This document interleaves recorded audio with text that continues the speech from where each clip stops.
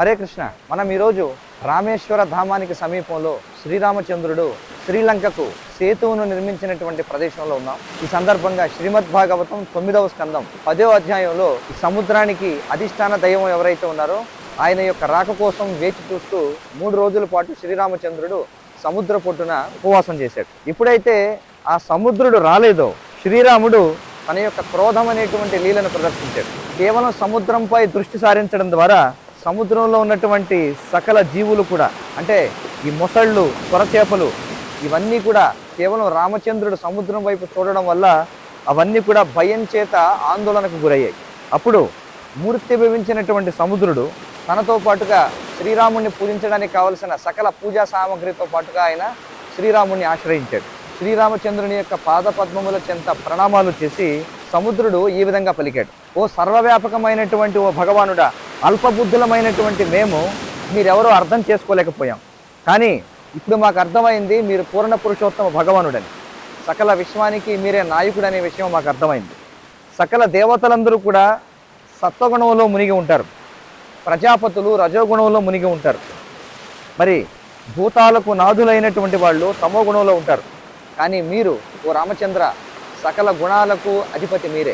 ఓ స్వామి, నా యొక్క నీటిని మీకు నచ్చినట్టుగా వాడుకోండి.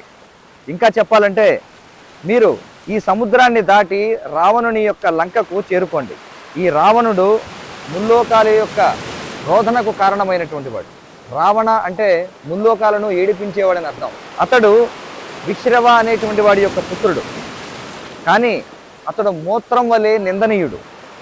దయచేసి ఆ రావణుణ్ణి చంపి మీ భార్య అయినటువంటి సీతాదేవిని మీరు తిరిగి పొందండి. ఓ మహావీరుడా, వాస్తవానికి మీరు లంకకు చేరుకోవడానికి నా నీరేమీ కూడా మీకు అడ్డంకి కాదు. కానీ దయచేసి ఈ నీటిపై మీరు ఒక సేతువుని నిర్మించండి.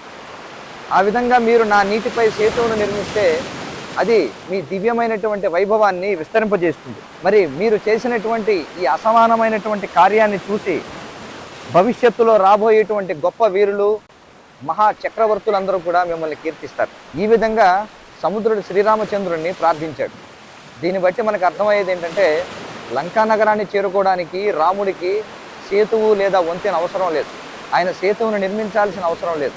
కానీ సముద్రుని యొక్క కోరిక మేరకు మాత్రమే శ్రీరాముడు ఈ సముద్రంపై సేతువును నిర్మించాడు. కానీ ఆయన లంకా నగరానికి వెళ్ళడానికి సముద్రం ఒక అడ్డంకి కాదు.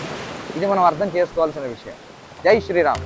సంపూర్ణ సమాచారం కోసం వాల్మీకి రామాయణం చదవండి, అలాగే శ్రీమద్ భాగవతం చదవండి. హరే కృష్ణ.